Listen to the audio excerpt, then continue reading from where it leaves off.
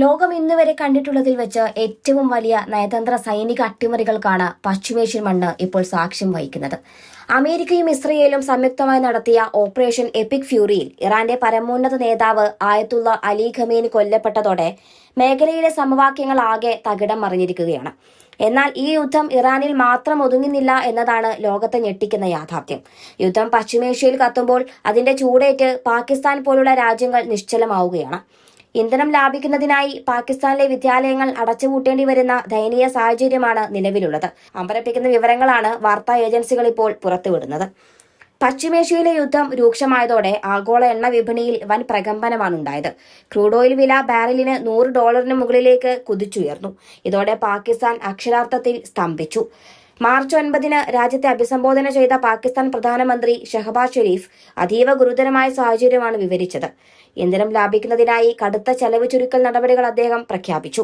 ഇതിന്റെ ഭാഗമായി റാവൽപിണ്ടി ഉൾപ്പെടെയുള്ള നഗരങ്ങളിൽ സ്കൂളുകൾ അടച്ചുപൂട്ടാൻ സർക്കാർ ഉത്തരവിട്ടു. വിദ്യാർത്ഥികൾ ഓൺലൈൻ പഠനത്തിലേക്ക് മാറാൻ നിർബന്ധിതരായിരിക്കുകയാണ്. US, ഇസ്രായേൽ, ഇറാൻ സംഘർഷം വിതരണത്തെ ബാധിക്കുമെന്ന ആശങ്ക കറാച്ചി സ്റ്റോക്ക് എക്സ്ചേഞ്ചിനെയും തകർത്തു. എണ്ണ, വാതക വിലകൾ കുതിച്ചുയരുന്നത് സാധാരണ പാകിസ്ഥാൻ ജനതയുടെ ജീവിതം നരകതുല്യമാക്കിയിരിക്കുകയാണ്. ഒന്നിനു പുറകെ ഒന്നായി എത്തുന്ന ദുരന്തങ്ങൾ ആ രാജ്യത്തിന്റെ നട്ടെല്ലൊടിച്ചു കഴിഞ്ഞു. മുൻപ് രാജ്യം കണ്ട മഹാപ്രളയം ഏൽപ്പിച്ച മുറിവുകൾ ഉണങ്ങുന്നതിന് മുൻപേ അഫ്ഗാൻ അതിർത്തിയിലെ സംഘർഷങ്ങളും ഇപ്പോൾ ഇറാൻ യുദ്ധവും പാകിസ്ഥാനെ ഒരു മരിച്ച രാഷ്ട്രം അല്ലെങ്കിൽ ഫെയിൽഡ് സ്റ്റേറ്റ് എന്ന നിലയിലേക്ക് എത്തിച്ചിരിക്കുന്നു എന്നത് പറയാതെ വയ്യ. ഇന്ധനം ലാഭിക്കാൻ സ്കൂളുകൾ അടച്ചുപൂട്ടേണ്ടി വരുന്ന ഒരു രാജ്യത്തിന്റെ അവസ്ഥ ലോകത്തിന് തന്നെ നടുക്കമാണ്. പാകിസ്ഥാന്റെ ഇന്നത്തെ ഈ ദുരവസ്ഥയ്ക്കു പിന്നിൽ ദശാബ്ദങ്ങളായുള്ള കെടുകാര്യസ്ഥതയുടെയും പ്രകൃതിക്ഷോഭങ്ങളുടെയും കൂടി കഥയുണ്ട് എന്നത് പറയാതെ വയ്യ.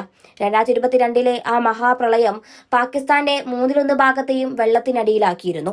കൃഷിയിടങ്ങളും അടിസ്ഥാന സൗകര്യങ്ങളും തകർന്ന് കോടിക്കണക്കിന് ഡോളറിന്റെ നഷ്ടമാണ് അന്നുണ്ടായത്. ആ സാമ്പത്തിക ആഘാതത്തിൽ നിന്ന് കരകയറാൻ ശ്രമിക്കുമ്പോഴാണ് അയൽരാജ്യമായ അഫ്ഗാനിസ്ഥാനിലെ താലിബാൻ ഭരണകൂടവും അതിർത്തിയോട് ചേർന്നുള്ള ഭീകരവാദവും പാകിസ്ഥാന്റെ സമാധാനം കെടുത്തിയത്. അഫ്ഗാൻ യുദ്ധത്തിന്റെ പ്രത്യാഘാതമായി ലക്ഷക്കണക്കിന് അഭയാർത്ഥികൾ പാകിസ്ഥാനിലേക്ക് ഒഴുകിയത് അവിടുത്തെ വിഭവങ്ങൾക്കും സമ്പദ് വ്യവസ്ഥക്കും താങ്ങാവുന്നതിലും അധികമായിരുന്നു. ഇപ്പോൾ പശ്ചിമേഷ്യയിൽ ഇസ്രയേലും അമേരിക്കയും ഇറാനെതിരെ നടത്തുന്ന യുദ്ധം പാകിസ്ഥാന്റെ ശവപ്പെട്ടിയിലെ അവസാനത്തെ ആണിയായി മാറിയിരിക്കുന്നു എന്നതാണ് വസ്തുത. അന്താരാഷ്ട്ര വിപണിയിൽ എണ്ണവില $100 കടന്നതോടെ പാകിസ്ഥാനിൽ ഇന്ധനം സ്വർണത്തേക്കാൾ വിലയുള്ള വസ്തുവായി മാറി. പ്രധാനമന്ത്രി ഷഹബാസ് ഷെരീഫിന് ഇന്ധനം ലാഭിക്കാൻ സ്കൂളുകൾ അടച്ചുപൂട്ടാൻ ഉത്തരവിടേണ്ടി വന്നത് ആ രാജ്യം എത്രത്തോളം ഗതികെട്ട അവസ്ഥയിലാണെന്ന് തെളിയിക്കുന്നുണ്ട്. കുട്ടികൾക്ക് സ്കൂളിൽ പോകാൻ വാഹനങ്ങൾക്ക് ഇന്ധനമില്ല. ഫാക്ടറികൾ പ്രവർത്തിപ്പിക്കാൻ വൈദ്യുതിയില്ല. അക്ഷരാർത്ഥത്തിൽ ഒരു ജനത ഇരുട്ടിലേക്ക് തള്ളപ്പെട്ടിരിക്കുന്ന അവസ്ഥ. കറാച്ചി സ്റ്റോക്ക് എക്സ്ചേഞ്ച് തകർന്നു വീഴുകയും രൂപയുടെ മൂല്യം പാതാളത്തിലേക്ക് താഴുകയും ചെയ്യുമ്പോൾ പാകിസ്ഥാൻ നേരിടുന്നത് ചരിത്രത്തിലെ തന്നെ ഏറ്റവും വലിയ അസ്തിത്വ പ്രതിസന്ധിയാണ്. അലി ഖമേനിയുടെ കൊലപാതകവും ഇറാന്റെ തകർച്ചയും പാകിസ്ഥാനിലെ ഷിയ സുന്നി വിഭാഗങ്ങൾക്കിടയിൽ ആഭ്യന്തര സംഘർഷങ്ങൾക്കും ഒരുപക്ഷെ വഴിയൊരുക്കിയേക്കാം. പ്രകൃതിയും യുദ്ധവും നയതന്ത്ര പരാജയങ്ങളും ഒരുപോലെ വേട്ടയാടുന്ന പാകിസ്ഥാന്റെ ഈ വീഴ്ച ലോകത്തിന് തന്നെ ഒരു പാഠമാണ്.